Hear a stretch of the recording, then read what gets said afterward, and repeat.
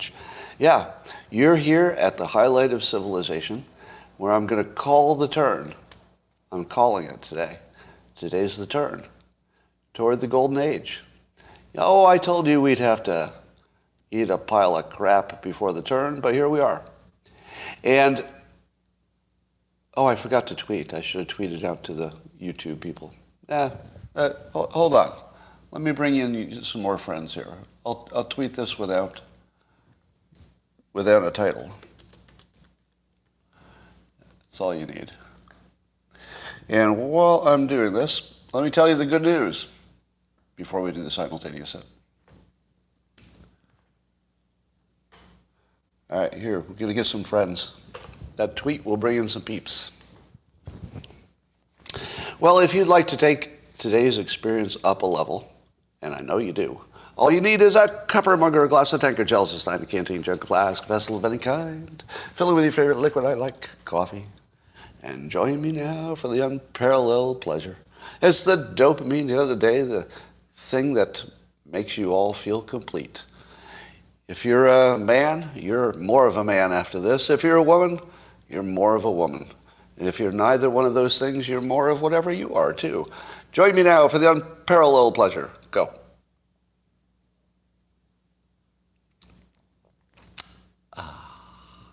Yes, I did just tweet, is NBC the RT for America? Because I feel like maybe it is. RT is Russia Today. It's a publication that the Russian government tries to pretend is like a CNN competitor or something. But, all the stories are biased the way Putin would want them. But NBC just looks like our version of it, doesn't it? It just looks like they say whatever the government bullshit is that they want you to believe. Yeah, I guess in a way it is a CNN competitor. You're right. All right, you all saw the story of AOC getting arrested for protesting about the abortion decisions in the Supreme Court, and people are laughing because it looks like she was holding her hands behind her back like she was being handcuffed. But she was not being handcuffed. She was just being led away. She was waving at one point. Now, I don't know if she put her hands behind her back to make the photo op look more impressive, or maybe she was just offering her hands to the police, right? If you knew you were going to get arrested and it was part of your plan, would you, if the police came up, wouldn't you put your hands behind you and say, cuff me? Basically telling them, I'm on board, just cuff me and take me, make it easy. I don't know what she was doing, but it's not much of a story. Kind of fun.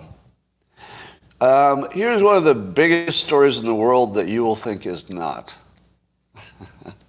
I don't think I can convince you this is one of the biggest things happening, like really big.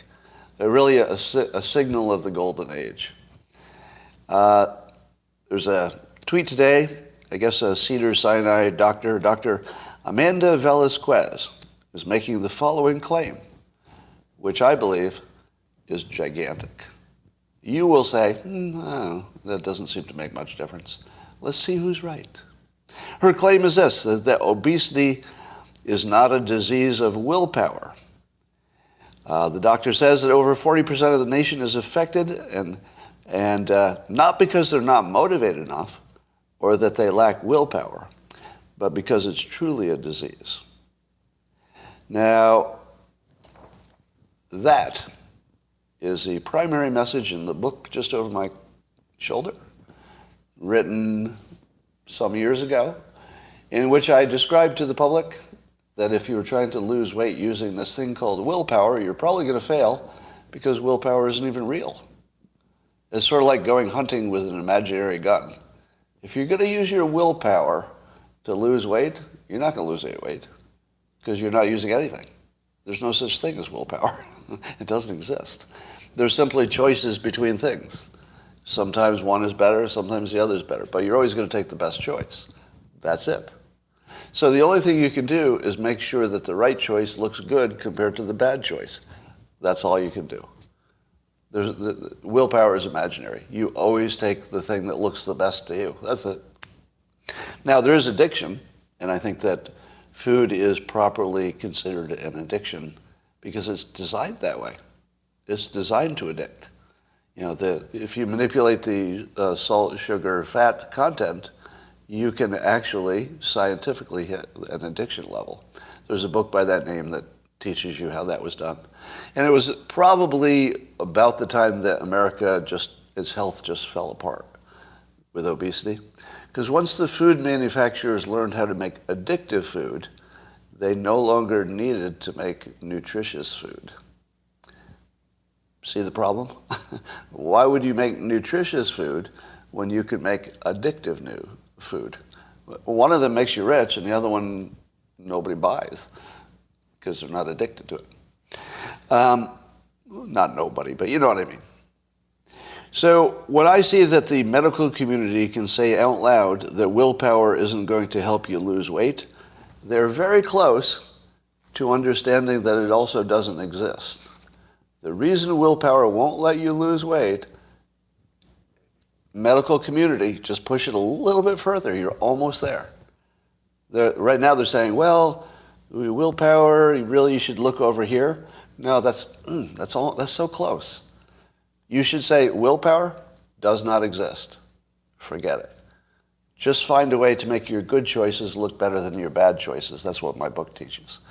For example, if you have in your house tasty food that's bad for you, sitting right next to perfectly healthy food that doesn't taste so good, what the hell are you going to do? If your house has good food and unhealthy food sitting right next to it, it's not about willpower. It's about you picked the one that was tastier. That's it. That's the whole thing. So get rid of that food from your house.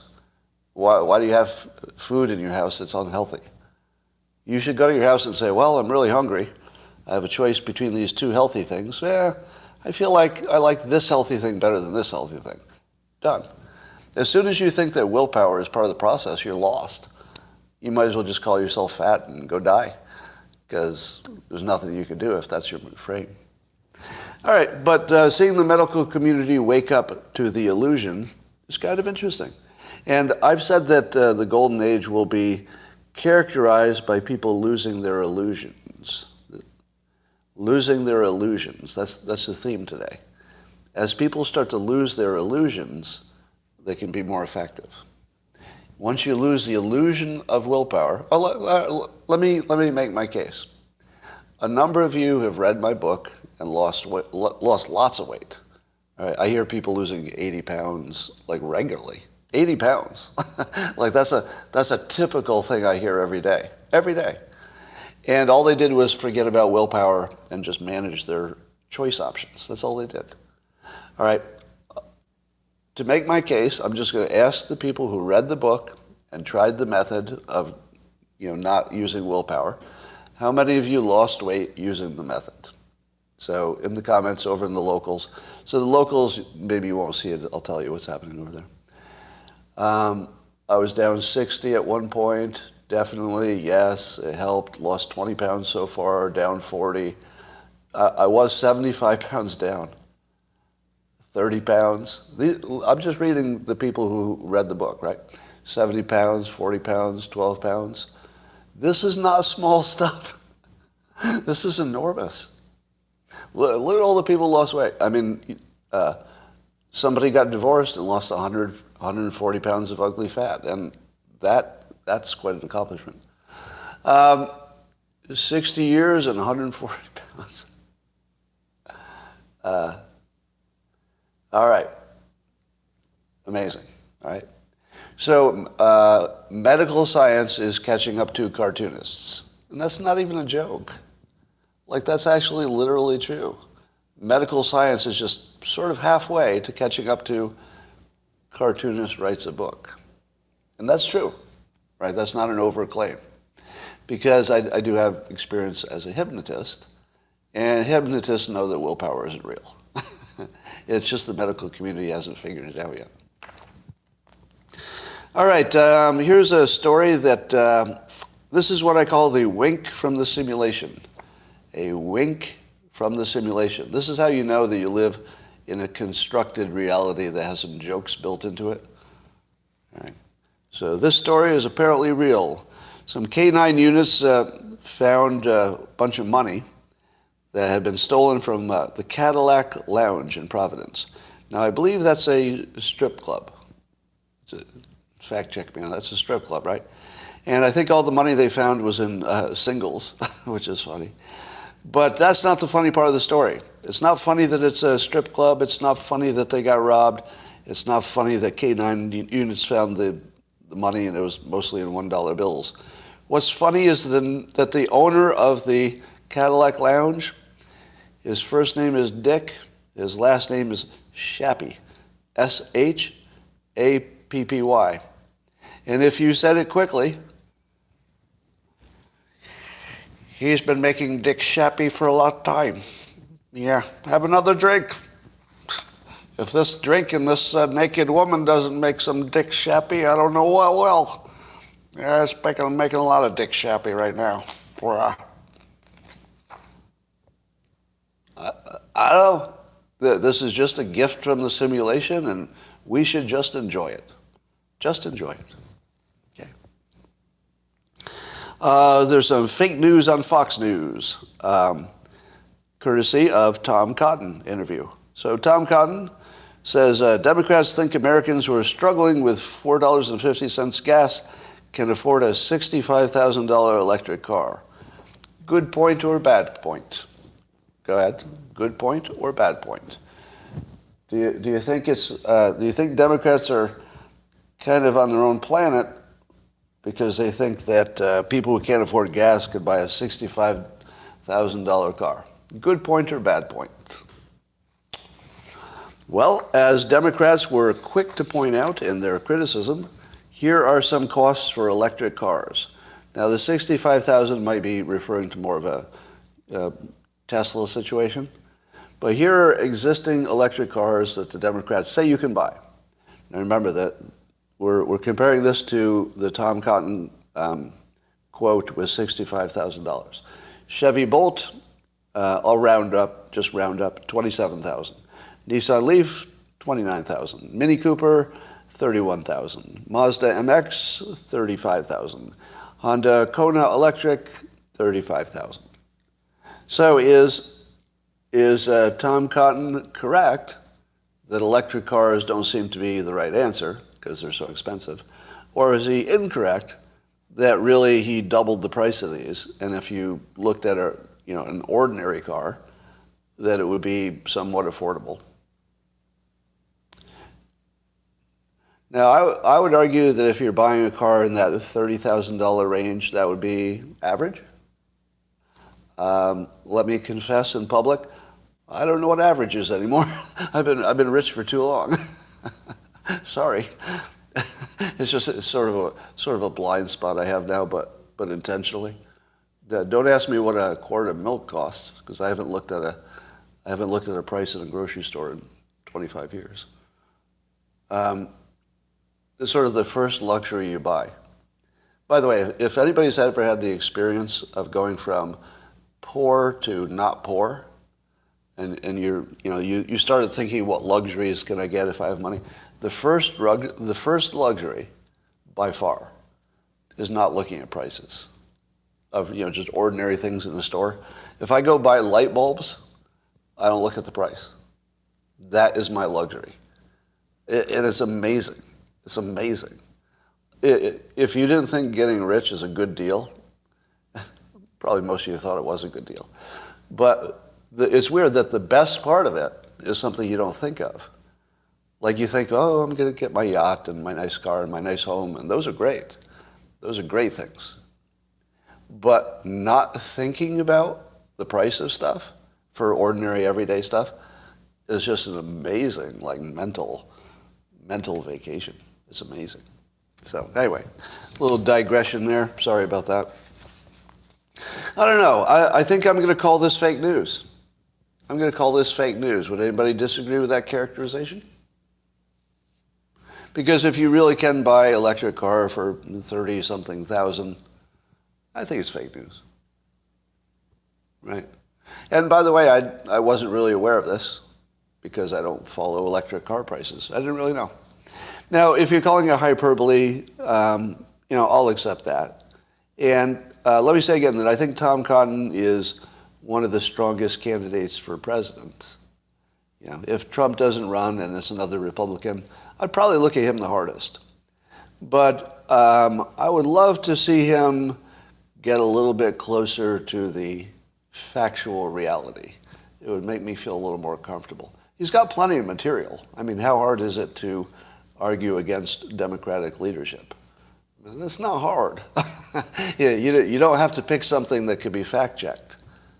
And one of the things I've liked about Tom Cotton the most so far is that as far as I knew, he hadn't said anything that was just, obvious bullshit. I haven't seen it. But, and again, you said this is hyperbole, and I'm going to accept that. If Trump said this, I would have called it hyperbole, right? But I don't think Tom Cotton's really the hyperbole guy. I don't know if that's his best look. Anyway, Democrats continue to solve imaginary problems, and it's starting to be a pattern that's hard to miss.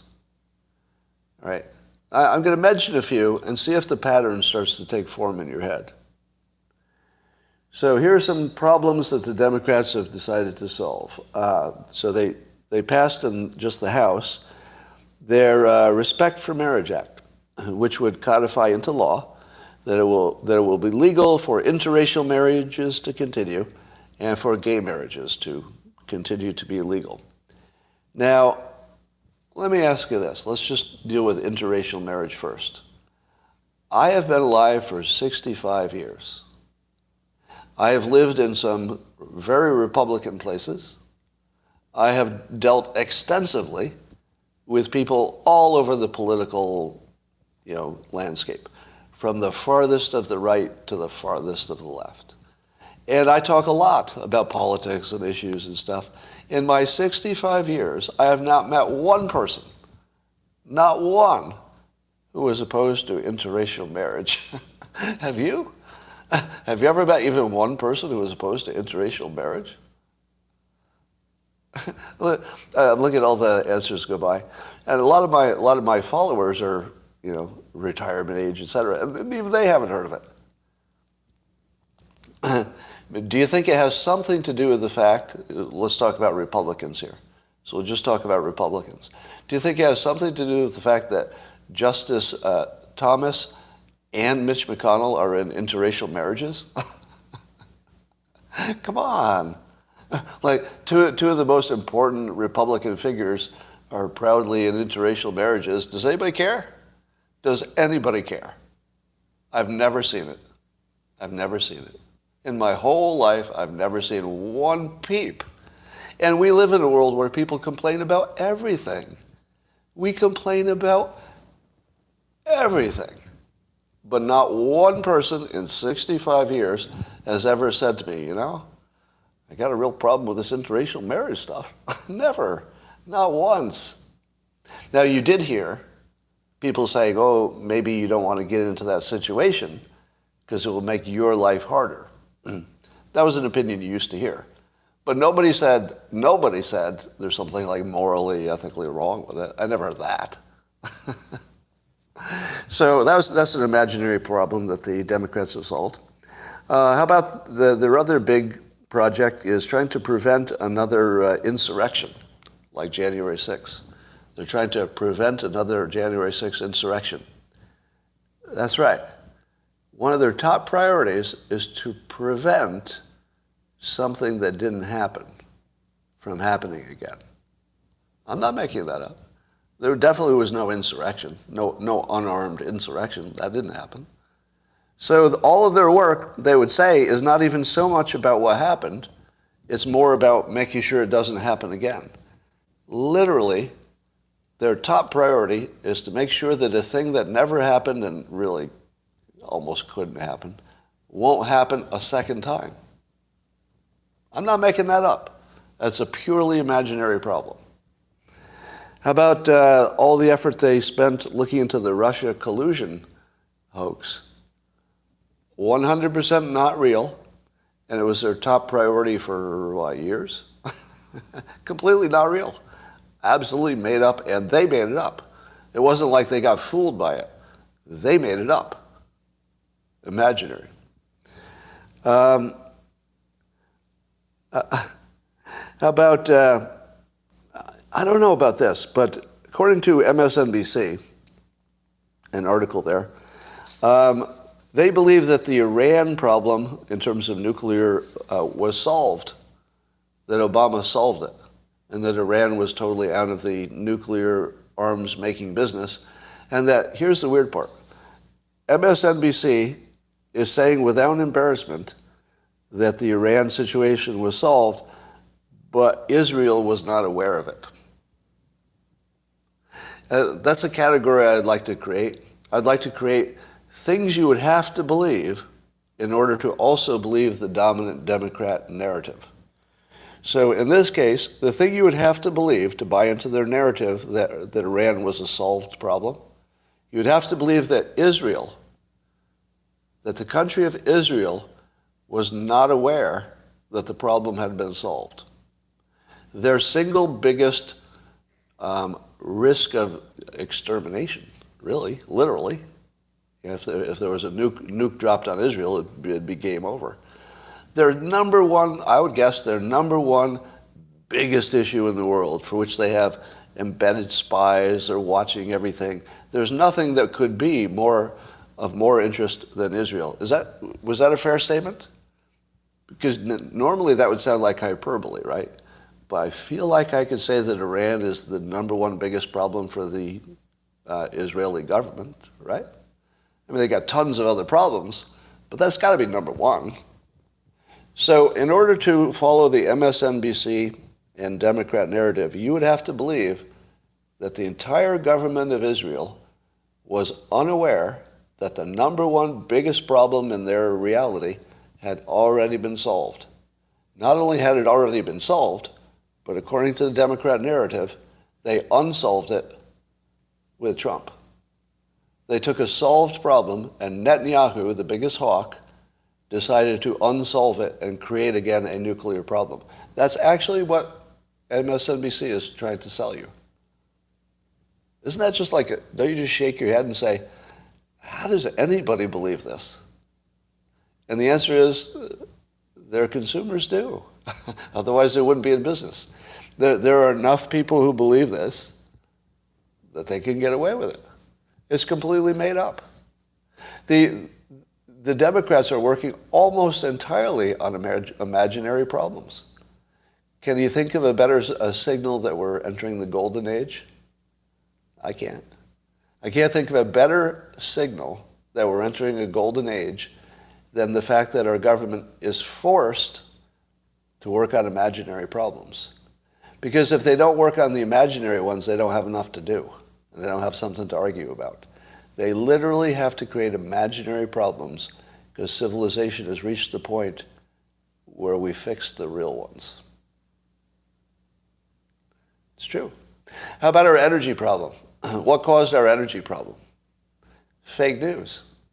It's a manufactured problem.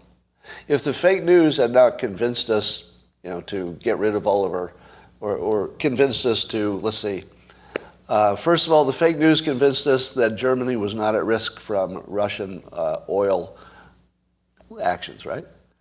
Tell me if I'm wrong. Did the fake news not tell you that when Trump says that Germany is at risk, he should be laughed at? That's what the fake news told you. Fake news said, no, just laugh at that guy. And he was right.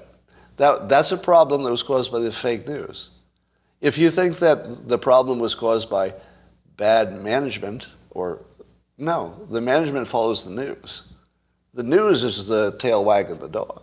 If the news says something's a bad idea, if CNN says something's a bad idea, are the Democrats going to do it?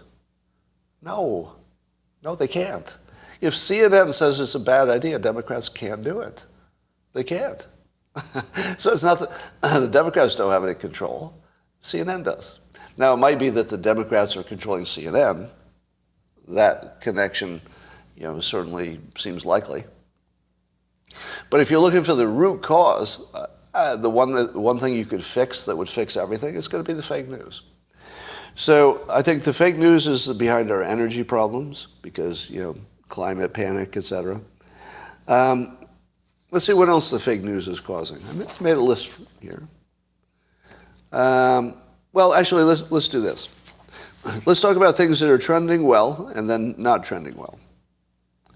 All right? So here are some things that are trending positive at the moment. Just to give you a little hint of optimism, okay? Here are things that are going well. I'm in California, and by now, my state is usually on fire. Like actually, by now, this time of the season, the last few years, I couldn't go outdoors. Couldn't go outdoors because there was so much wildfire smoke everywhere in California. This year, it's fine. Apparently, those rapid response helicopters or some other mitigation, or is it luck? I don't know. Yeah, so far, right? Could change. But it looks like California actually got on top of it.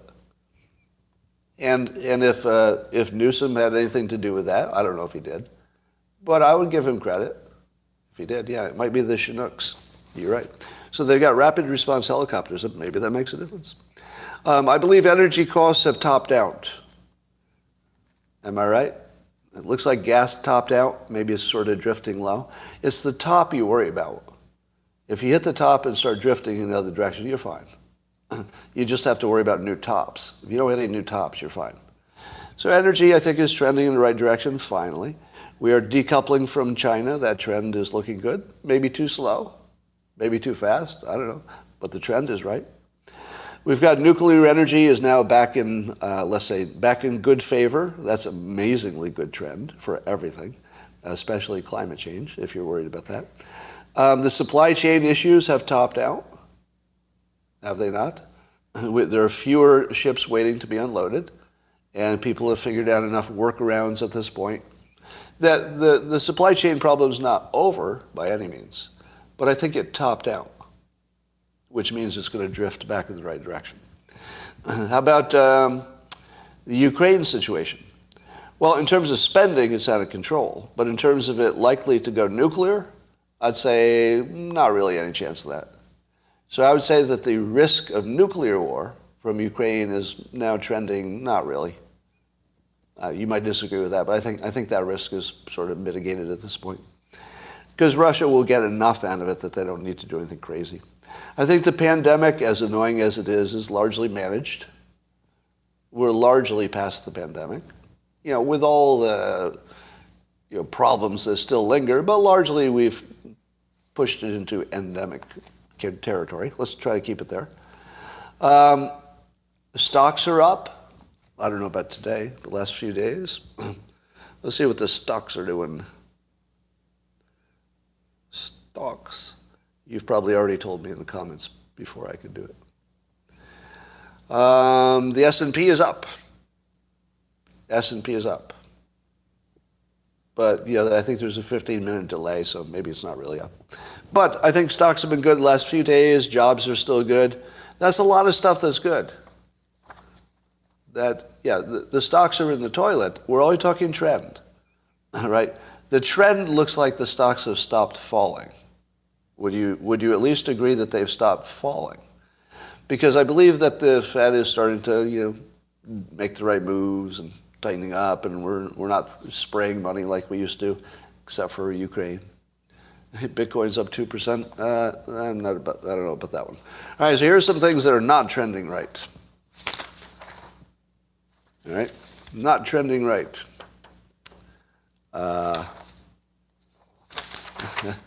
Let's see. The fake news is getting worse. Ukraine's spending, it looks like a permanent sinkhole, and military-industrial complex owns us. So everything about the Ukraine situation is still negative in terms of spending. Inflation and government debt. If energy costs are coming down, maybe inflation hit a top, but I'm not going to call a top on inflation yet. Are you still with me on that?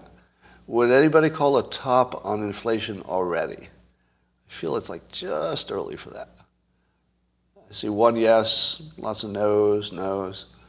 So we're not going to call a top on inflation yet, right? But do you think we're close? I feel like we're within a point or two. Yeah, I think we're within a point. something like that. I think we're approaching a top, but we're definitely not out of control. We're not going to Zimbabwe. I think you can rule out Zimbabwe-like inflation. It looks like we're gonna, we're gonna double digit it and then pull back. I think that's what's gonna happen. You'll be fine. And jobs are weirdly good. Jobs are good. Yeah, I keep telling you, as long as the jobs look good, you end up powering through anything. It's only when you lose your jobs that you can't power through it. Kent says, Scott should read a book on how to gain muscle. I feel like, I'm not sure where that comment came from, but you realize I'm literally a senior citizen, right? Don't make me take my shirt off, because you know I will. That's such a weird comment. I should read a book on how to build muscle. You're not wrong, but it's a weird comment. All right, here's another, here's a challenge for you. Name a problem that isn't caused by the fake news, a political problem. Name a major political, like headline kind of problem that's not caused by the fake news. Somebody says inflation. Do you think inflation would be what it is if the news talked about the economy accurately? Would inflation be what it is? In other words, would we make the same decisions we've made in the past if the news told people what would happen? If you spend this money, you'll get this inflation. I don't think so. I don't think we would make the same decisions. So that's a problem of fake news. Hunter Biden. Hunter Biden is a problem of fake news because the fake news is preventing us from dealing with the Hunter Biden situation. War. Do you think the war in Ukraine is caused by real news or fake news? Here's why America supports the war in Ukraine. Because Americans have been convinced that Putin is the aggressor. That's fake news. Putin is not the aggressor in Ukraine. America is. America is totally the aggressor.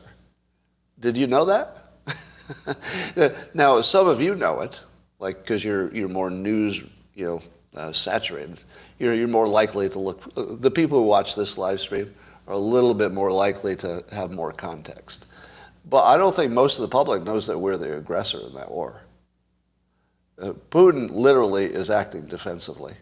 Now, he's acting defensively in a way that's helps his self-interest and conquers territory and all that. But Ukraine used to be his, in effect. It used to be his. We stole it. If you didn't know that we took Ukraine from Russia, then you don't understand why they're trying to take it back. The whole thing's based on fake news. Right. All right, how about another one? Give me any story that's not based on fake news. Anything. That's a headline story. National debt. All right? National debt. Like I said, national debt and inflation is the same story. If the news explained economics to us in the simplest way, and it didn't lie, the public would have put a control on the government and said, oh, okay, that's too far. Pull it back a little. And we're deeply uninformed. That's because of the fake news. High school, yeah. How about systemic racism? If the fake news were real news, they would say, yes, there is systemic racism. Fox News would say the same thing. If the news were real, Fox News would say, oh, there's definitely systemic racism. But they don't. They say it doesn't exist. But if they did, do you know what would be the next level? What do you do about it? If the fake news allowed us all to say, okay, it exists, now what do you do about it? The next stage would be, oh, fix the schools. Now, why doesn't the news tell you what to do about fixing schools? Because the answer is the teachers' unions is the problem. And that's a Democrat-based situation. So the fake news has to tell you that the real problem is, I don't know, Republicans or something. Because the real problem is Democrats, and specifically the Democrat connection to the teachers' unions. The teachers' unions are so big that they can donate enough money to control the Democrat Party. So the teachers union does what it needs to do for its own people, get the most job security and safety and income that they can. That part makes sense, except that the victims are the children. If the teachers unions do a really good job, and they do, a really good job, the unions do a really good job, it will destroy the lives of the children. And the unions did a really good job. And it's destroying the lives of the children and creating systemic racism, because you have yet another generation of young black Americans who are underserved. Again, it's not like we don't know how to fix it. Bad schools, fix them. No, teachers union has too much power. You can't do that. But we're getting closer. However, here's your golden age indicator. There is an attorney. His last name is Crump. And he's fairly famous because he's represented families in various police cases connected to Black Lives Matter.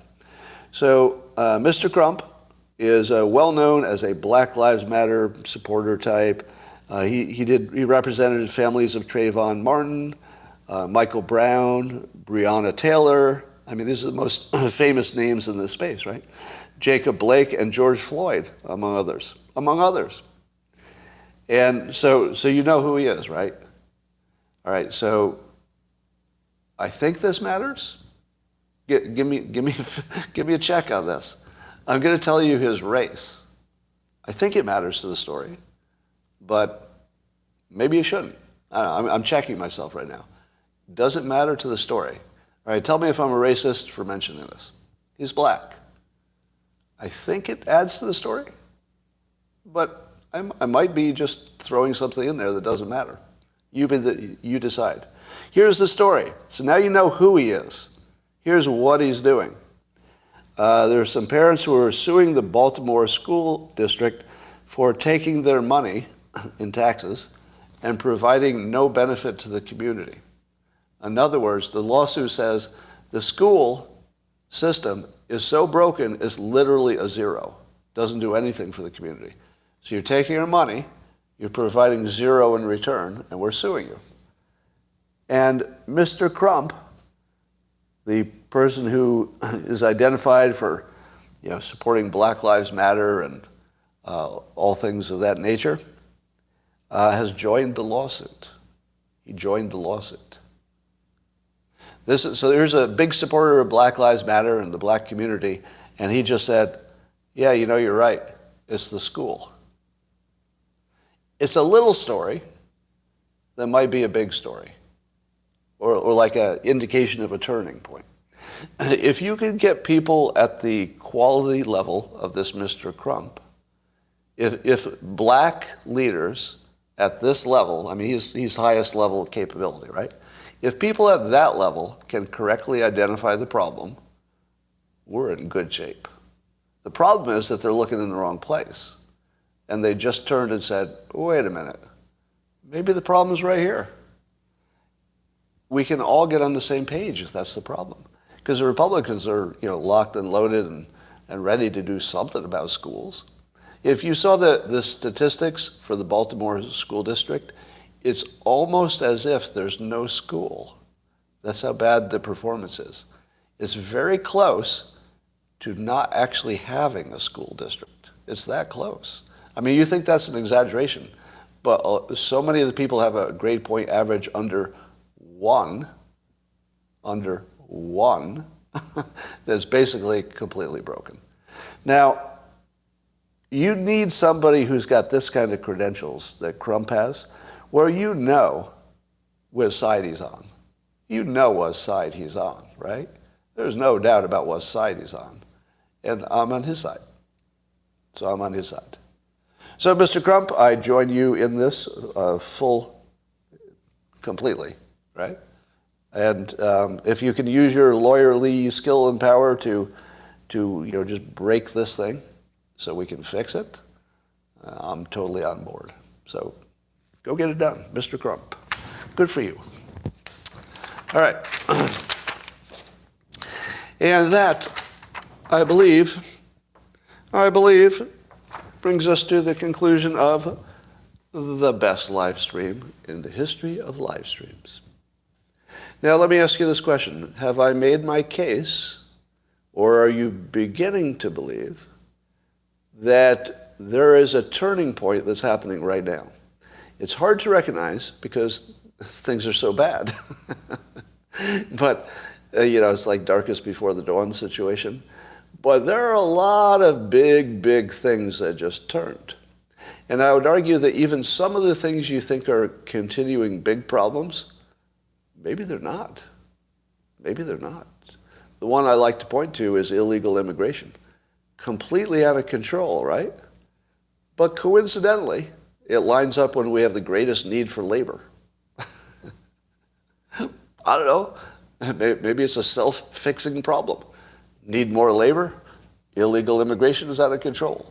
Now, I'm not going to say that they match up, right? Because a lot of the labor we need is skilled labor, and that's not what we're talking about. But I do think it's going to free up other people to maybe learn some skilled labor.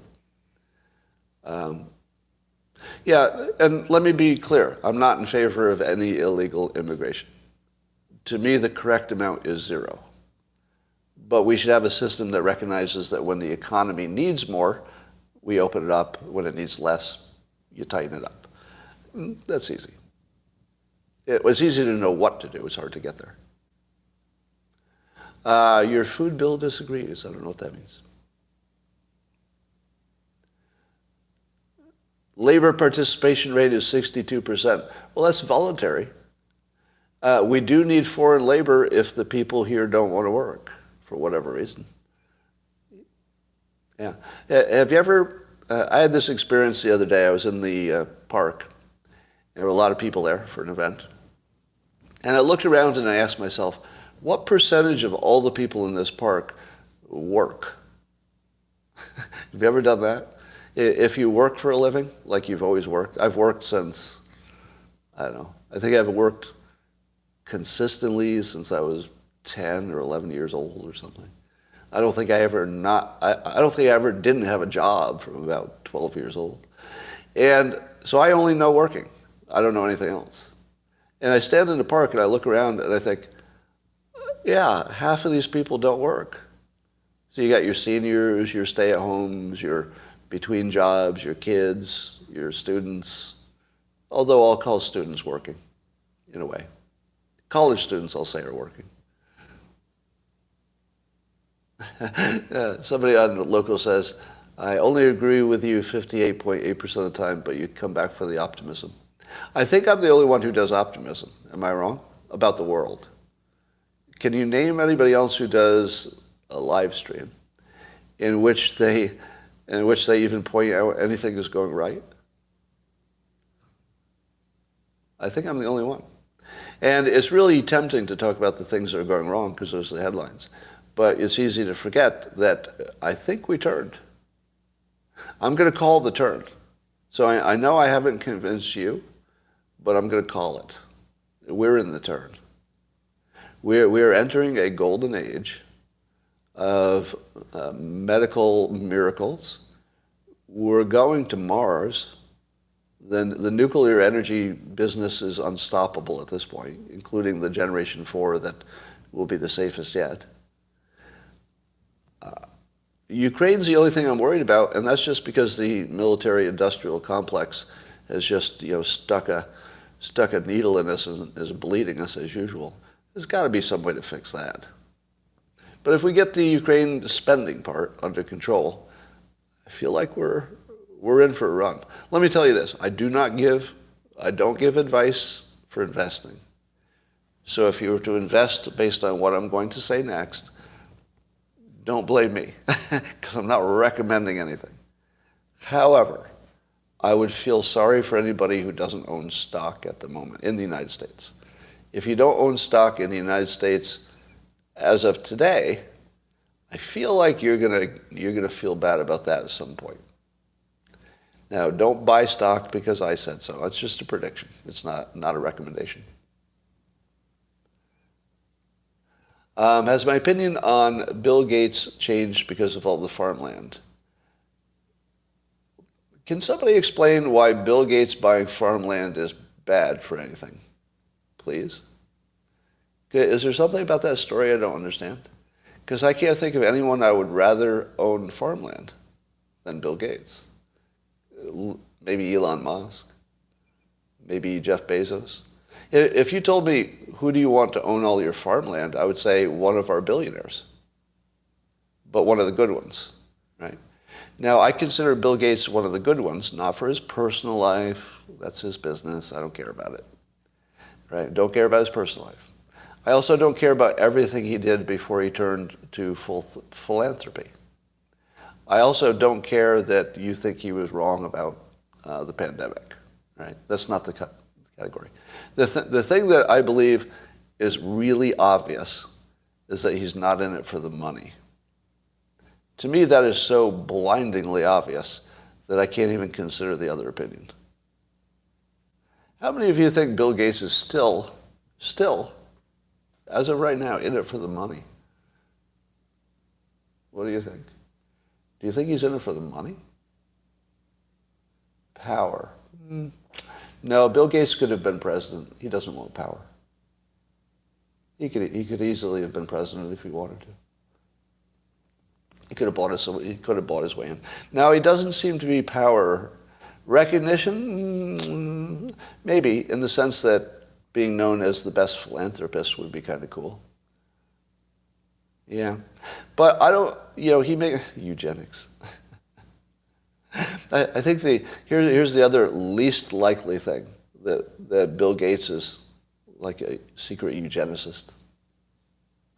Population control. Population control is just people controlling their own destiny.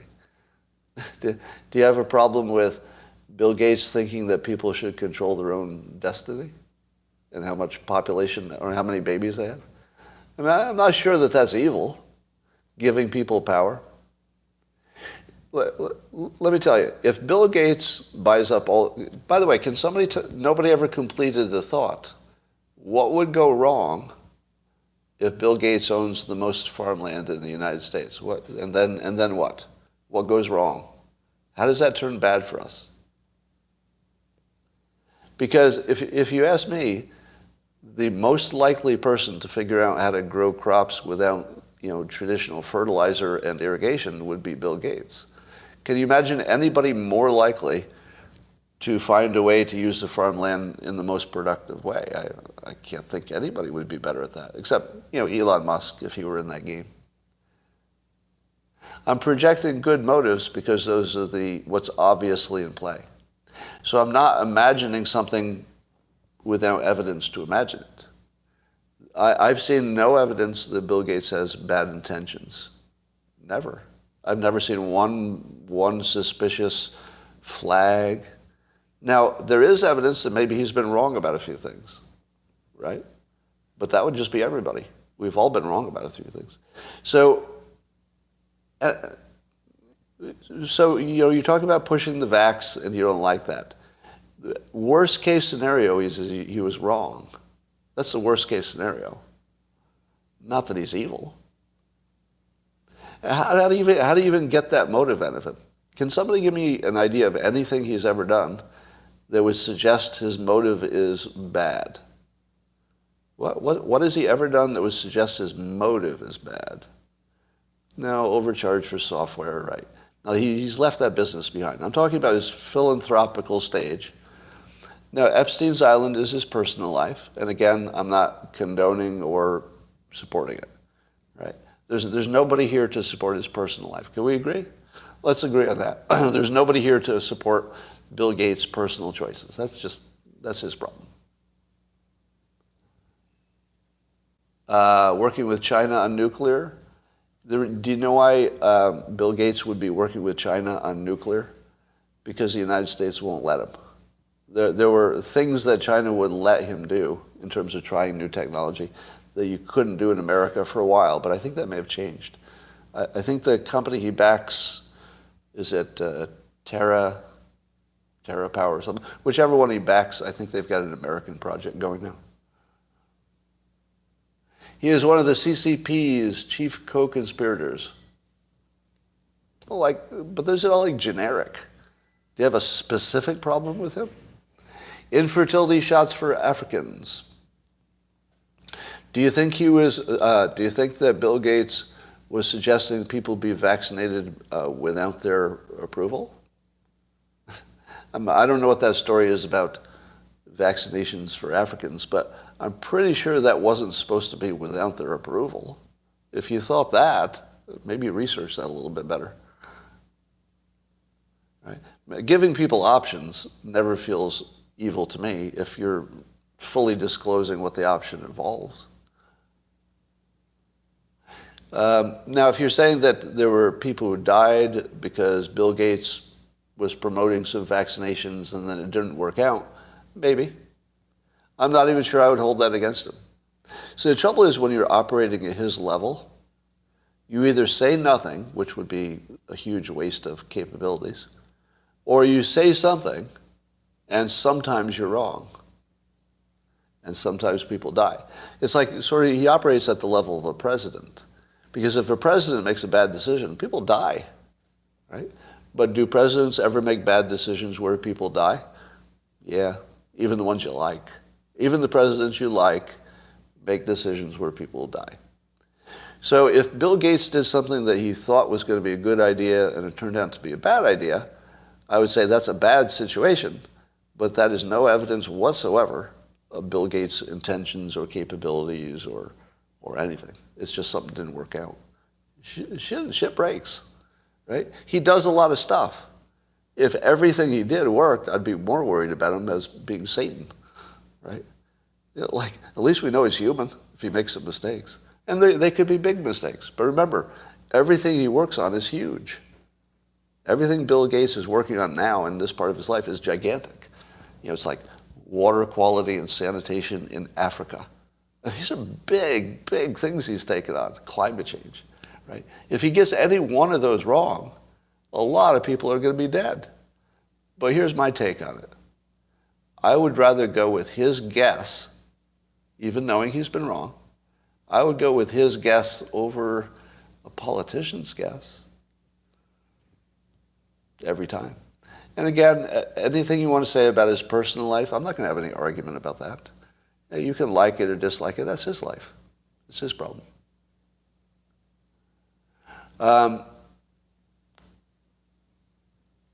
What he does with the land is what's important. Here's what I think he's doing with the land. Just a guess. Protecting the American food supply.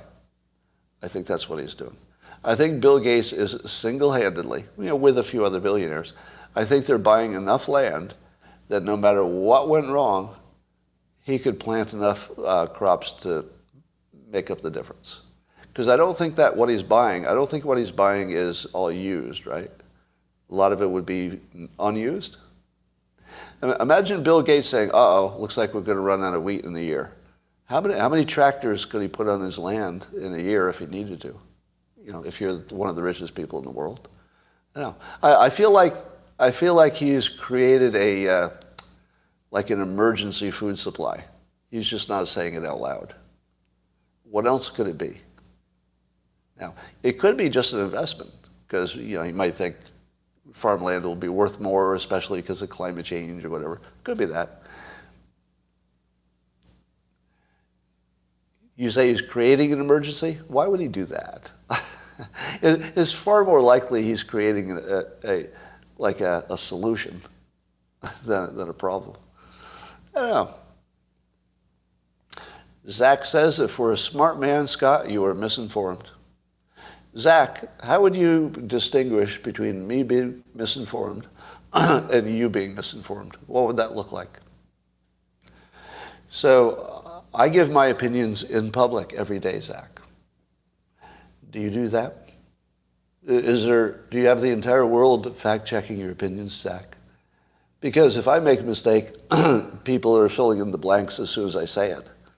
The moment I say something wrong, the correct answer appears to me. Zach, when you sit in your basement masturbating to this live stream, I don't know.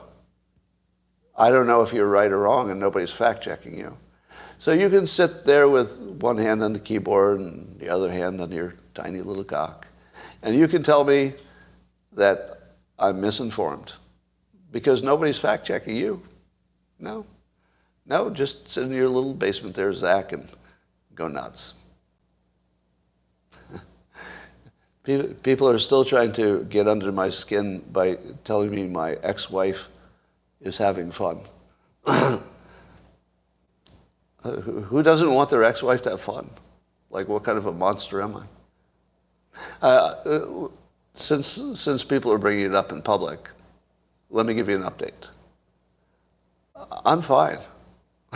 I don't have a problem in the world at the moment.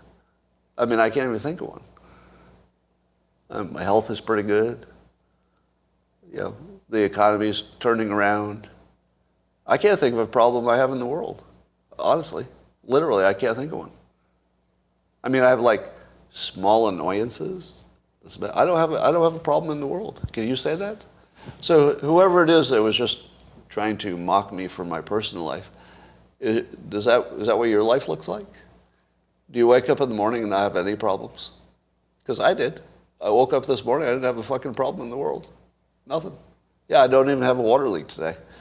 I mean, tomorrow probably, but today, no.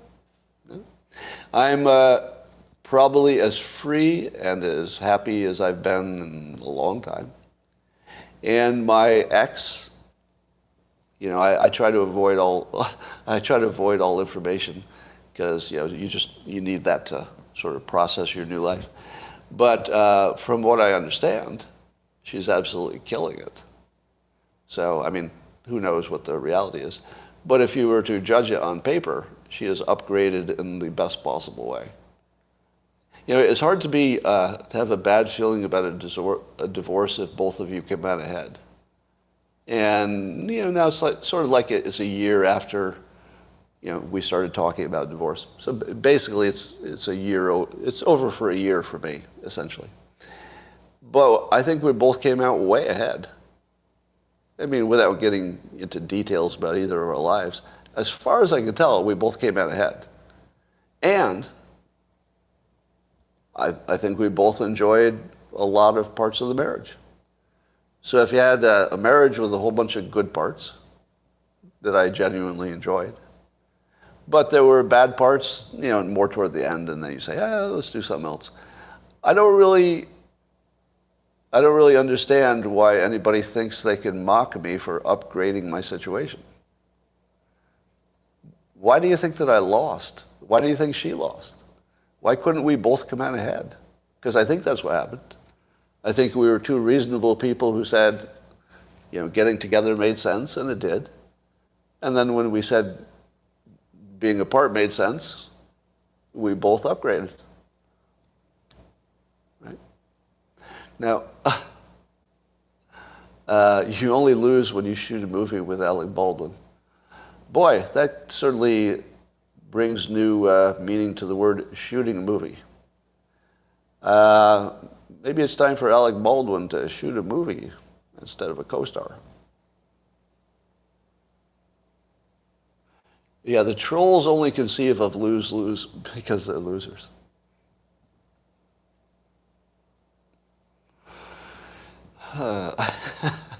Who's the next Scott College Fund recipient? So let me tell you a little bit about my life arc. It goes like this. No, of course there's a prenup. Who thinks I don't have prenups? Come on. Have you met me? I'm probably the least likely person on the planet Earth who would not have a prenup. Like no one would be less likely than me. Anyway, so here's my take on life. When I started getting rich at the beginning of the Dilbert phenomenon, I had to reassess my meaning of life.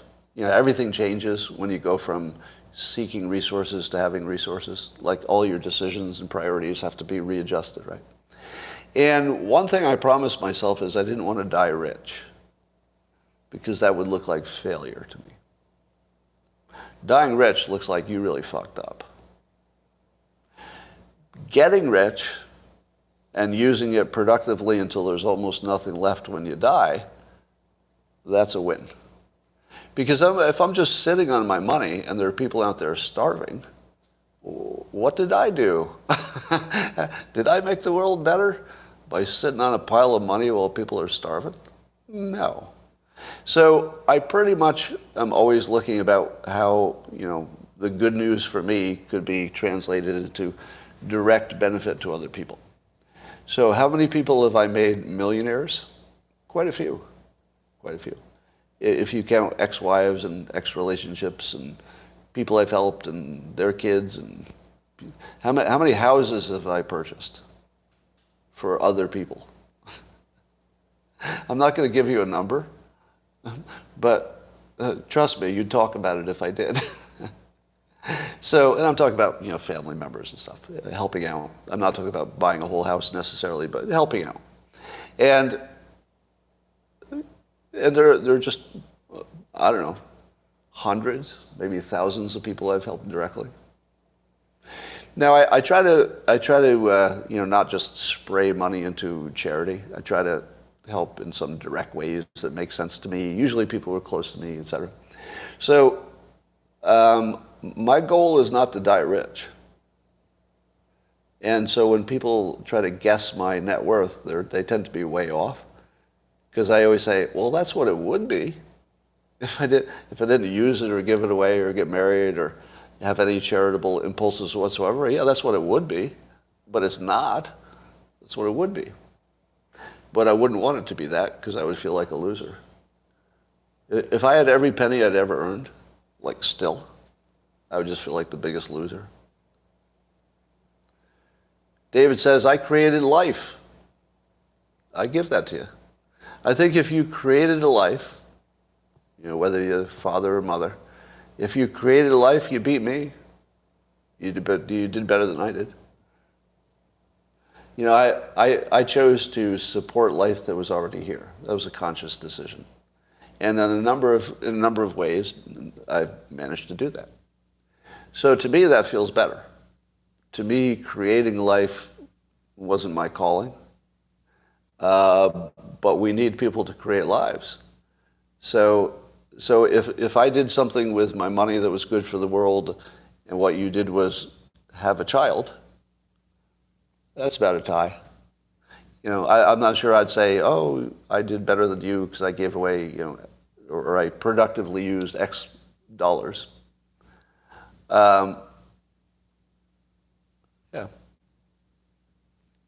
Anyway, that's enough of that. There's no such thing as a calling. No, that's when I say a calling, I'm using figurative speech, of course. I don't think everyone should create life. I made a conscious decision, and also I believe there's no free will. There's no contradiction there. Because you are conscious of your decisions. You know when they happened. So I'm conscious of my decision, but I also think it was going to go that way. There's no problem with that. All right, what about Bannon? Well, do we know anything about him yet? The jury got picked. We'll wait for that one. All right, that's all I got now. I don't have a date for the Russell Brand conversation, but I'll let you know when I do. And I'll talk to you, YouTube, tomorrow. And